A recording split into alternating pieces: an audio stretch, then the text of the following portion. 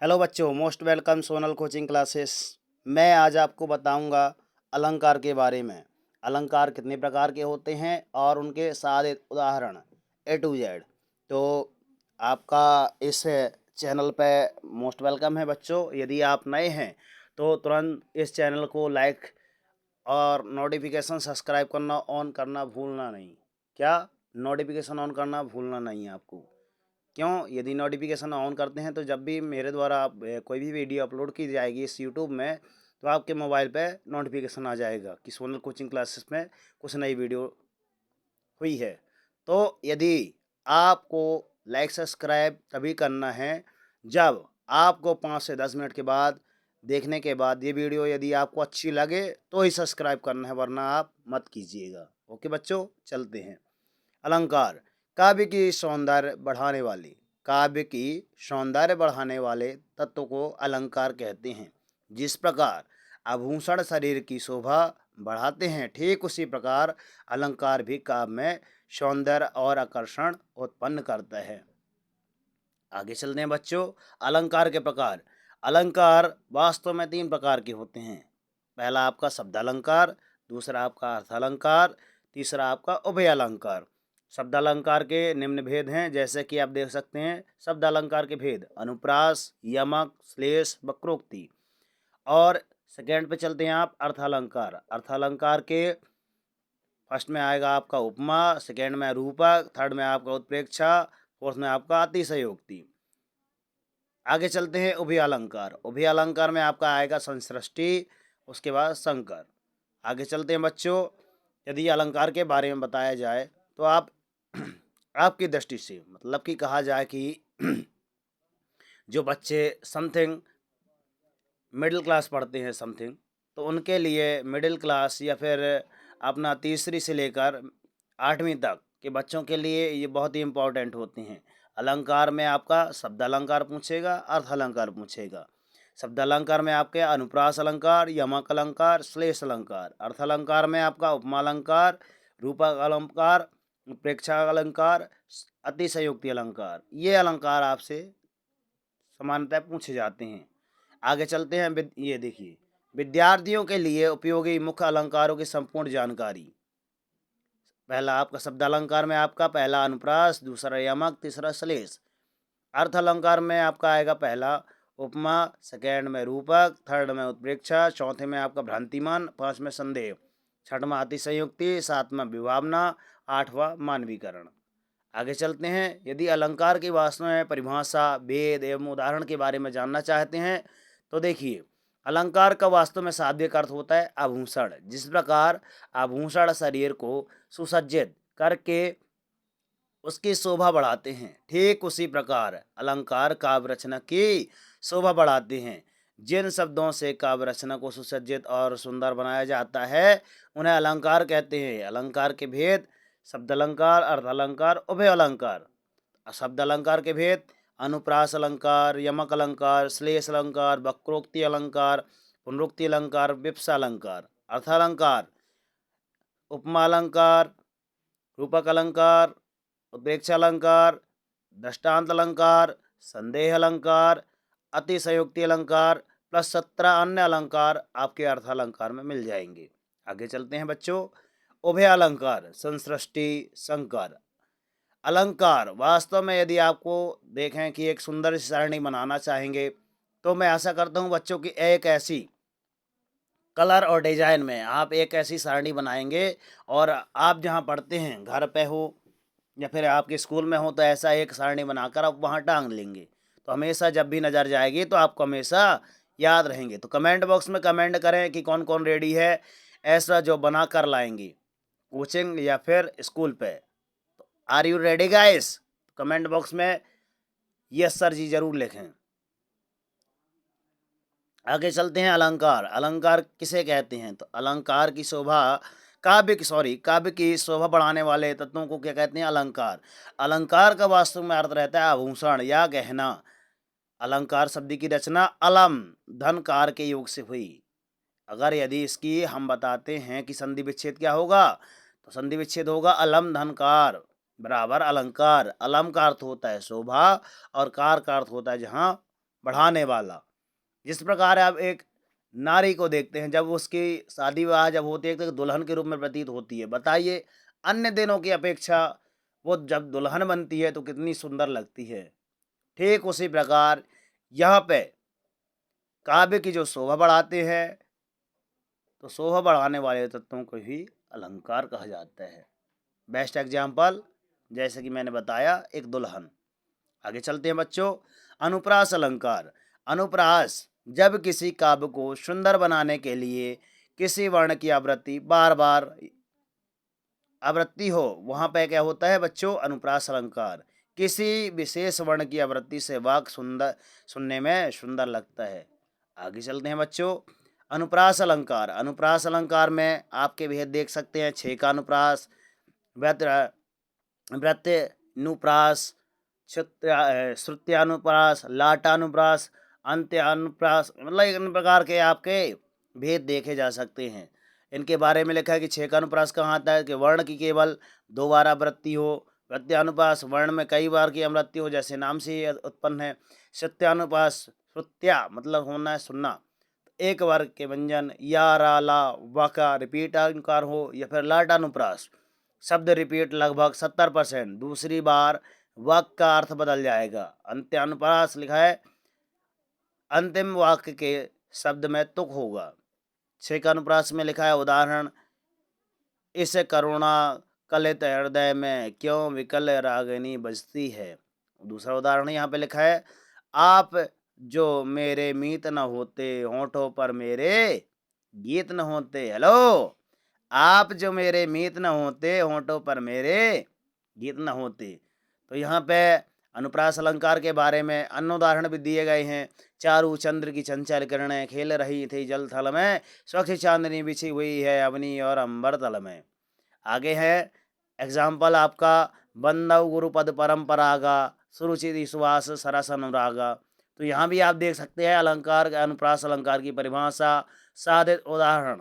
अलंकार में किसी व्यंजन वर्ण की आवृत्ति होती है। आवृत्ति का अर्थ है दोहराना, जैसे तरनी, तरुजा, तट, तमाल, तरुवर, बहुछाए। मतलब जैसा कि आप देख रहे हैं तावर्ण की आवृत्ति लगातार बार बार हो रही है, तो यहाँ पे आपका क्या आ जाएगा बच्चों, अनुप्रास अलंकार आ जाएगा। ओके बच्चों, और बेस्ट एग्जाम्पल उदाहरण आप देख सकते हैं, 9 एग्जाम्पल हैं, आप लिख सकते हैं। आगे चलते हैं यमक अलंकार।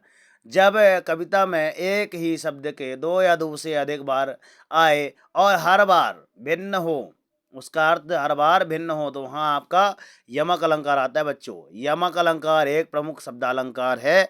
सामान्य रूप से यमक का लक्षण है कि जहाँ शब्दों की आवृत्ति हो और उनका अर्थ क्या हो, भिन्न भिन्न हो, वहाँ आपका यमक अलंकार आता है।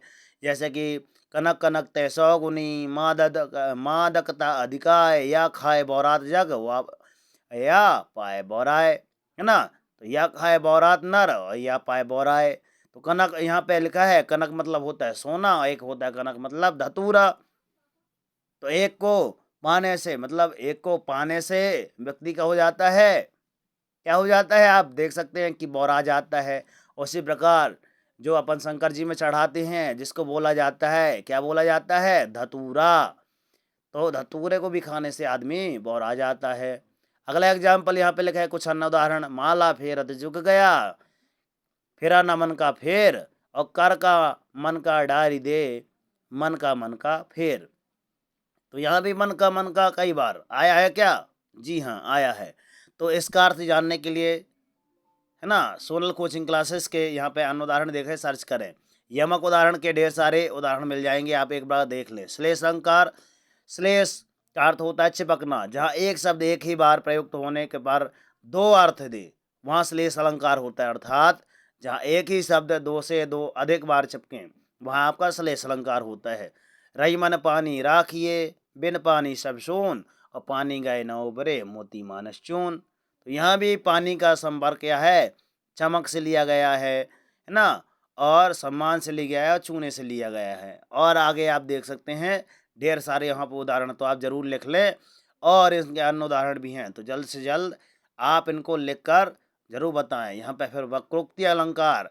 वक्रोक्ति का अर्थ होता है उक्रोक्ति या फिर टेढ़ी युक्ति, जिनके बारे में आप बता सकते हैं कि बोलने वाला आप क्या बोल रहा है और दूसरे वाला सुनने वाला इसको क्या समझ रहा है। तो वहाँ आपका वक्रोक्ति अलंकार होता है बच्चों। कहने का अर्थ कुछ और होता है किंतु सुनने वाला इसका कुछ और ही अर्थ निकाल लेता है। इसको कहते हैं वक्रोक्ति अलंकार। वक्रोक्ति अलंकार जहाँ देखो हमने भी ऐसे लिखा है तो ऐसे भी आपको लिखना पड़ेगा बच्चों, ताकि आपको याद हो जाएगा सजा सजा के। क्यों? एकदम सुंदर सी पेज पे लिखना है, जहाँ बात एक आशय से कही जाए और सुनने वाला उसे भिन्न अर्थ लगा दे, वहाँ वक्रोक्ति अलंकार होता है। जैसे उदाहरण, कौन द्वार पर राधे मैं हरि, क्या वानर का काम यहाँ। तो यहाँ पे देखोगे समझाए गए हैं कि कौन द्वार पर, तो राधा पूछती हैं कि द्वार पर कौन है, तो कृष्ण उत्तर देते हैं हे राधे मैं हरि हूँ। परंतु राधा हरि का अर्थ न समझकर वानर लेती है और व्यंग्यपूर्ण में कृष्ण को सताते हुए कहती है कि यहाँ वानर का क्या काम है, आप यहाँ से चले जाइए। तो इनको जैसे अन्य एग्जाम्पल की भांति देखेंगे।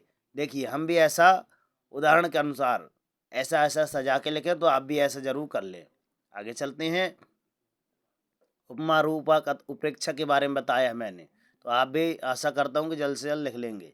हाँ, यहाँ पे एक वीडियो यहाँ पे सोनल कोचिंग क्लासेस में मिल जाएगी कि मुख्यमंत्री लाडली बहना आवास योजना अंतर्गत अपात्रता के फॉर्म है, तो आप एक बार ज़रूर देख लें। और यदि किसी को part time full time work की ज़रूरत है तो कौन कर सकते हैं, हाउसवाइफ हो, बिजनेसमैन हो, रिटायर कर्मचारी हो, ऑल स्टूडेंट हो, आर्मी मैन हो या नौकरी वाले या बेरोजगार हों, तो सोनल कोचिंग क्लासेस के सर का नंबर है 9340586067।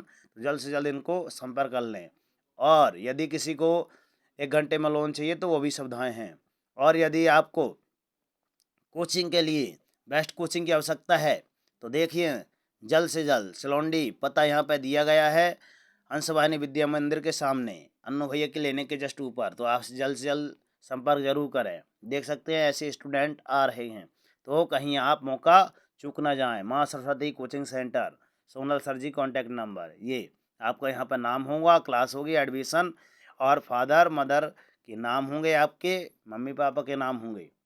आगे चलते हैं बच्चों।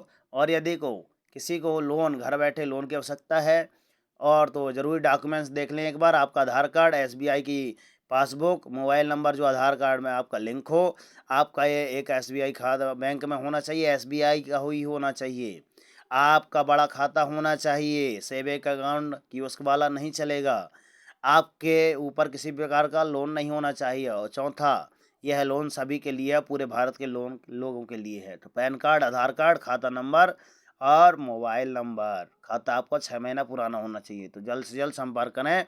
Loan contact by Sonal sir ji 9340586067। तो मैं आशा करता हूँ कि वीडियो आपको बहुत ही सुंदर और रोचक प्रिय लगी होगी। और मैंने कमेंट बॉक्स में इसलिए फर्स्ट में कहा था कि लाइक सब्सक्राइब तभी करना बच्चों जब ये वीडियो आपकी अच्छी लगी हो। तो बताइए, जितने विद्यार्थी मुझे सुन पा रहे हैं तो बताइए आपको ये सेशन कैसा लगा। कमेंट बॉक्स में ज़रूर बताइए कि यस सर जी बहुत ही सुंदर सेशन रहा। और हाँ, लाइक सब्सक्राइब करके नोटिफिकेशन ज़रूर ऑन कर लें, क्योंकि कर दिखाओ ऐसा कि दुनिया करना चाहे आपके जैसा।